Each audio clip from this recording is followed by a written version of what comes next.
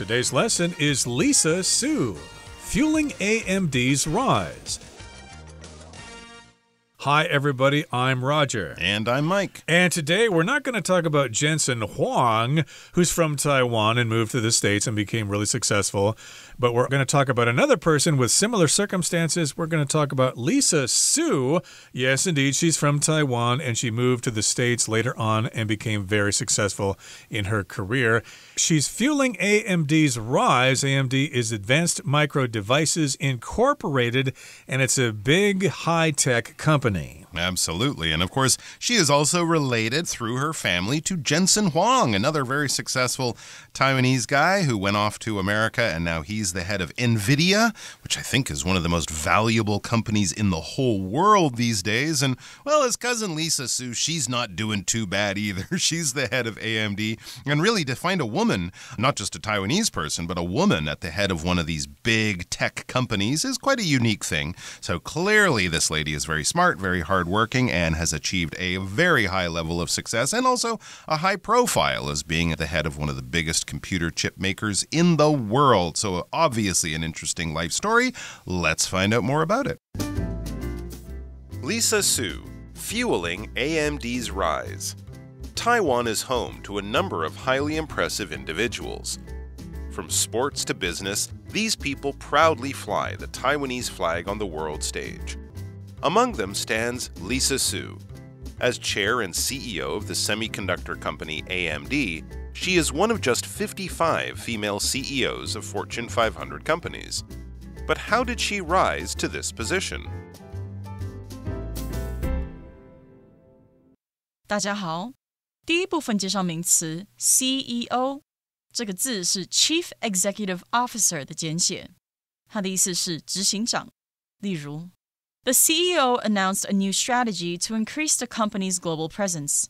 执行长宣布一项新策略，以提升公司全球能见度。或者 Investors were eager to hear the CEO's quarterly earnings report. 投资人迫切想听执行长的季度财报。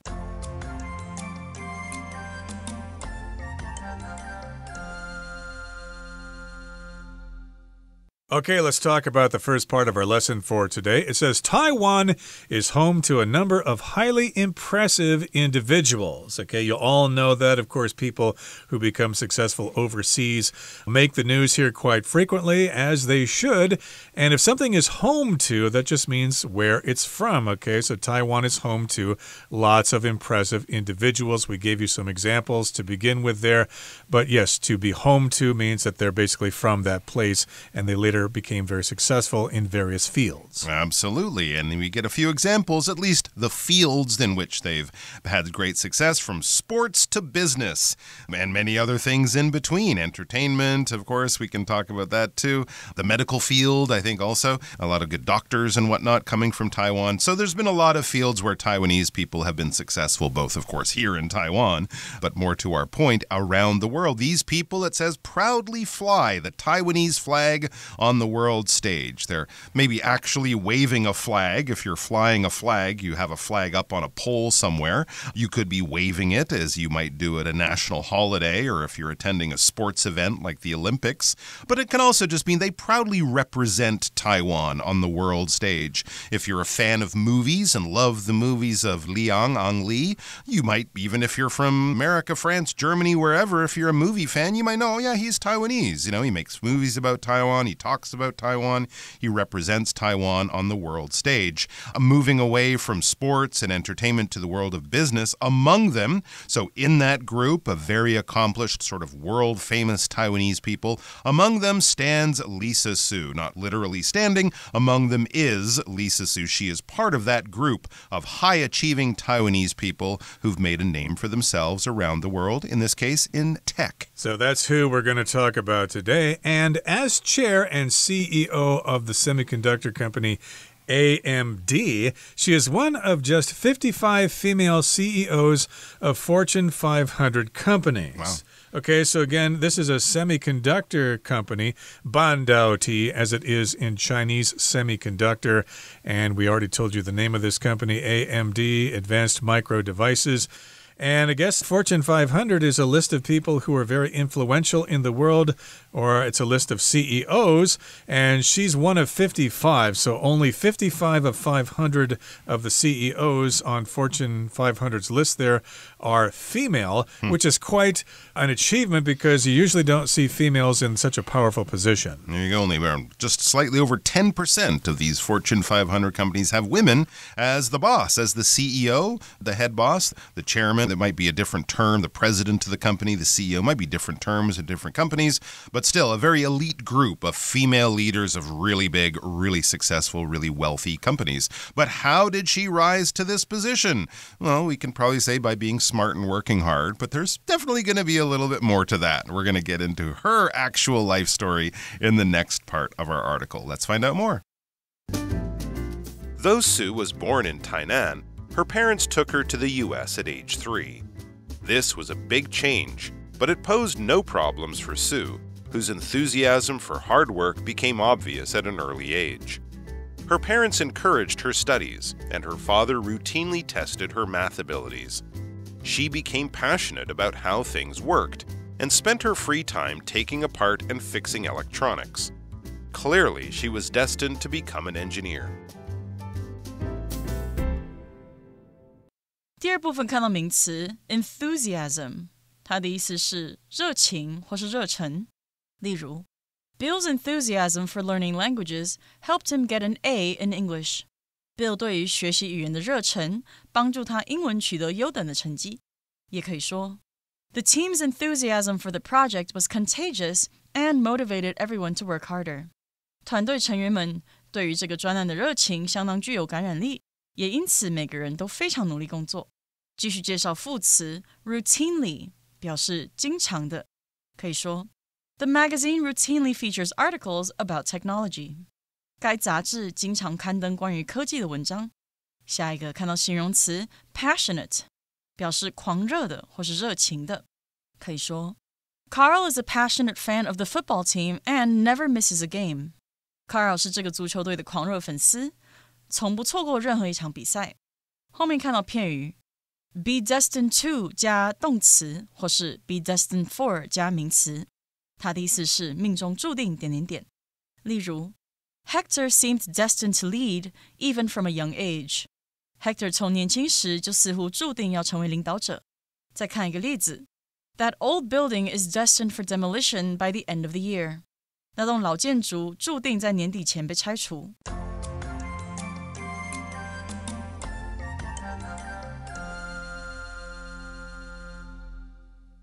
Okay, here's the second part of our lesson. Let's talk a little bit about the life and times of Lisa Sue. Though Sue was born in Tainan, her parents took her to the U.S.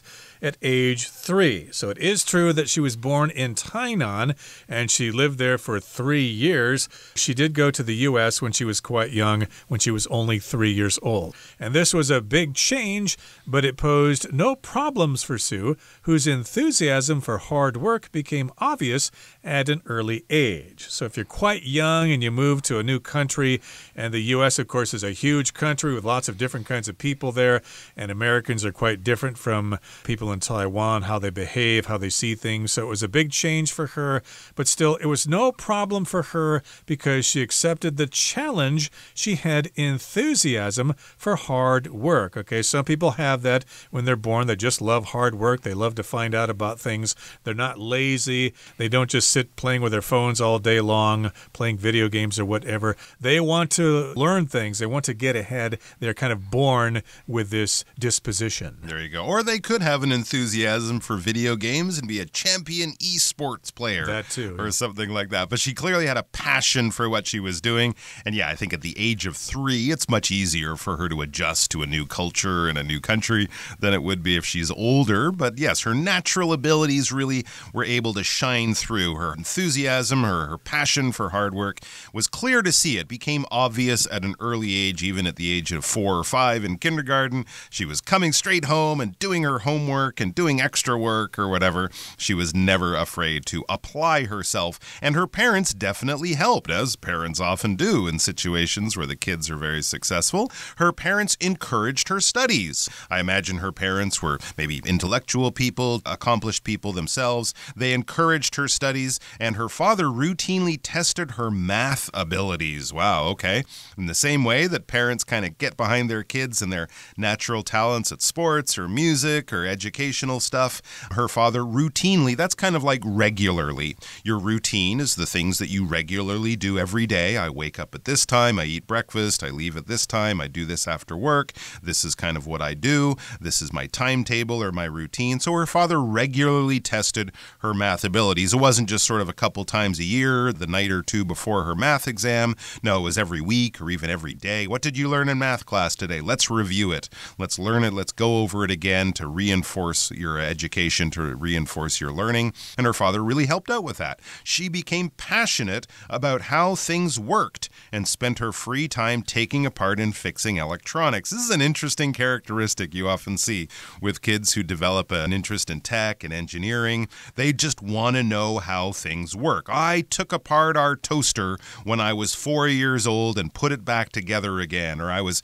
fixing the family car when I was 8 years old or something like that. And she was passionate about it. If you're passionate about something, you really enjoy something, you love it, it brings you great pleasure. It might even become a big part of your character, who you are. Enthusiasm and passion are very similar. If you're passionate about something, you have an enthusiasm about something, you really like it, you enjoy it, you get a lot of pleasure from it. So she was really interested or passionate about how things worked and spent her free time taking apart and fixing electronics. Her parents would come home and say, "What happened to the microwave?" And she's sitting there at 7 years old with a screwdriver like, "I just wanted to see how it worked."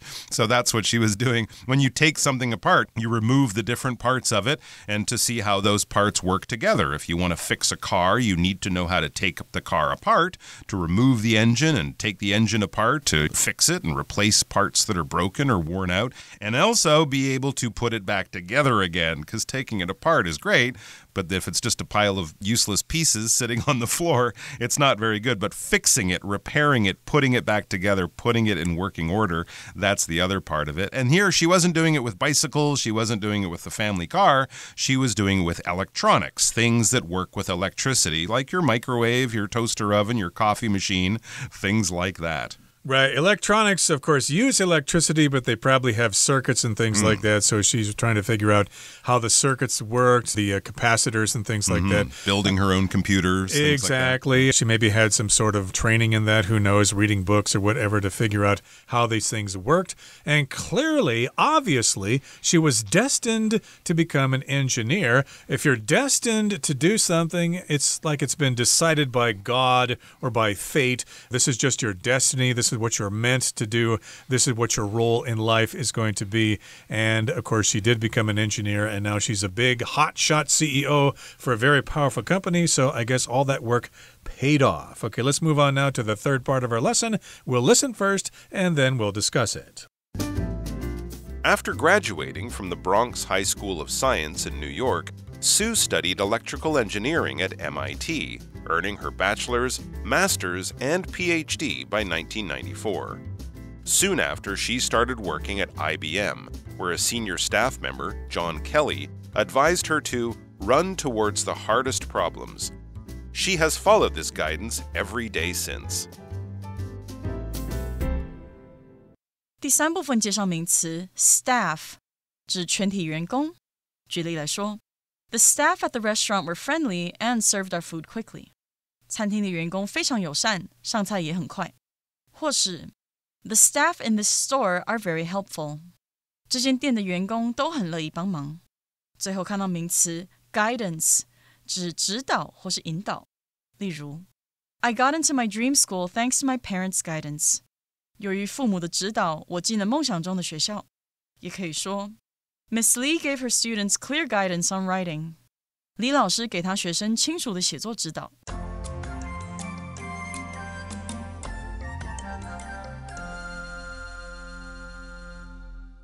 All right, we are back learning about Lisa Su and the path she took to become one of the very few CEOs, female CEOs, I should say, of a Fortune 500 company and the very well-known chip company AMD, which is, I think, right up there with IBM. I think IBM might be the biggest chip maker, developer in the world. AMD is right behind them, so a very successful company. She obviously had a passion for electronics, for engineering, for things and figuring out how things worked, and that was encouraged by her parents too, and it was also something she really explored and excelled at in school, as we will learn now. It says after graduating from the Bronx High School of Science in New York, it sounds quite prestigious because, of course, this is in New York, and if you're smart enough to get into the Bronx High School of Science, you're obviously got a pretty good science brain in your head there, so very successful school with many successful students who've come out of it with great education in science.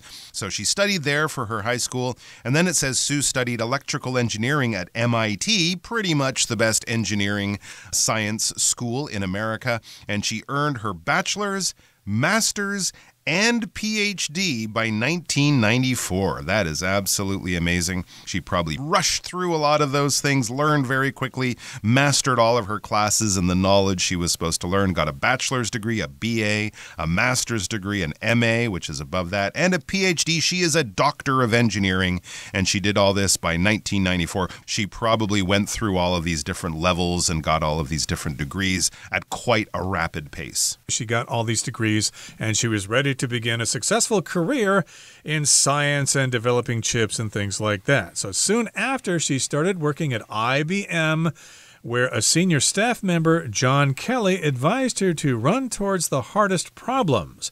Okay, so she started working at IBM, and we've got a senior staff member by the name of John Kelly. He recognized her talents. He recognized that she had potential, so he advised her to run towards the hardest problems, okay? You could maybe satisfy yourself with some of the simple problems. You'll still have your job. You'll still have a nice salary and stuff like that. But, hey, you're better than that. You could handle really challenging problems. So, yes, run towards those hard problems. Don't just be satisfied with mediocre problems because you have the potential to figure things out and to be great in the future. There you go. Don't be shy. Be bold. Be brave and try to solve the hardest problems because, of course, that will get you a lot of attention and you'll learn a lot of good stuff too. And so she has followed this guidance every day since. She is not shy to take on big challenges, the biggest, scariest challenges. She has followed this guidance, this advice, this suggestion from John Kelly at the early stages. So she followed this guidance, this advice every day since. She has never been afraid to take on a big challenge. I looked it up. She was born in 1969, so by the age of 25, she had gotten her PhD from MIT, which is pretty quick, I think. She knew what she wanted to do in life. I did want to mention the word staff here. We didn't really cover it too well earlier here, but staff here is one of those words that is a collective noun referring to the entire group of people who work for a company. The staff, you can't say staffs. You cannot add an S to that. I've heard people do that. I'm one of the staffs at our company. No, that's wrong. I'm a member of the staff at our company, and we use that similar usage with the word audience and crew for a plane or a boat or whatever. I'm a member of the crew. You're a member of the audience, etc. And, of course, we have a senior staff member by the name of John Kelly, who maybe sort of was her mentor or something in this company. He told her to accept challenges, run towards the hardest problems, and she followed that advice. She followed this guidance, and the rest is history. Now she's quite successful. And, of course, everybody knows about her, and I guess we have her to thank for our devices working really well because she's developing those chips that help computer systems work better. So, again, we have her to thank, and I suppose in an indirect way, we have Taiwan to thank for producing her and releasing her onto the world. Okay, that brings us to the end of our discussion for today. It's time now for Hanny, our beloved Chinese teacher.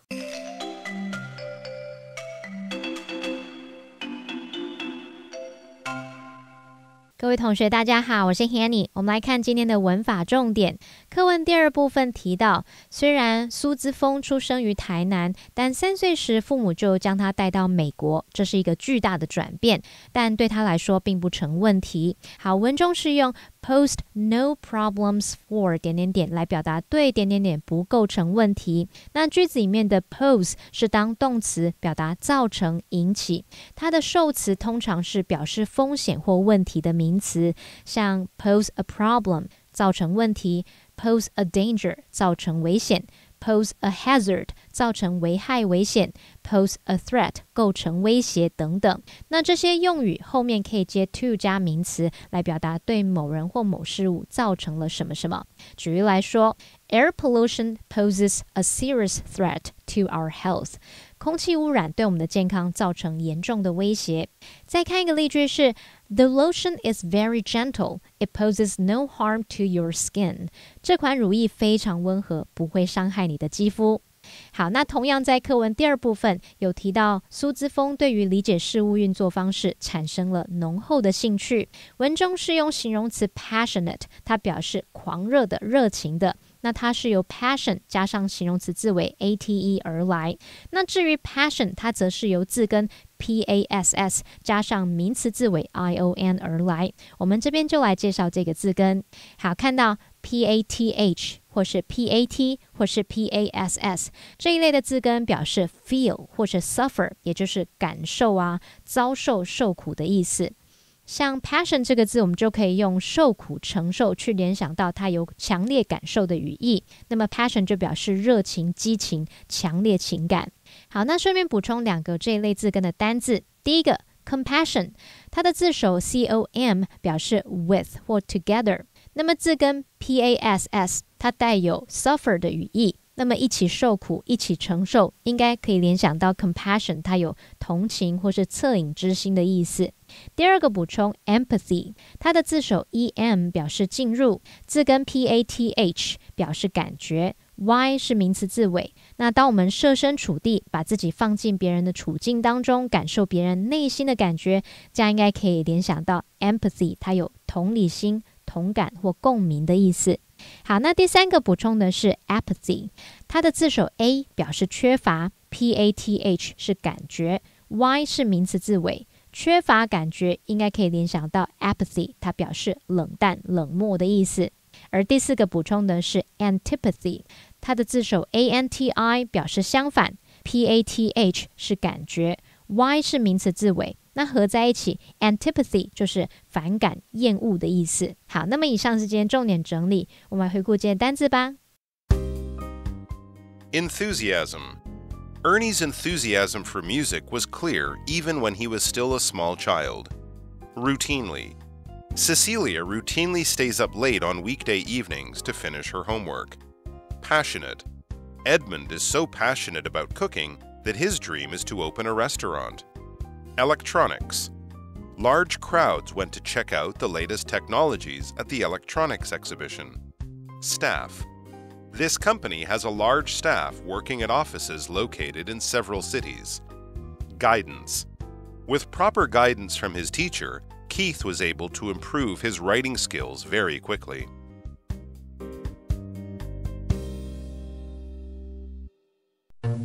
Well, that brings us to the end of another edition of our program, and please make sure you join us again next time. From all of us here, I am Roger. I am Mike. See you next time.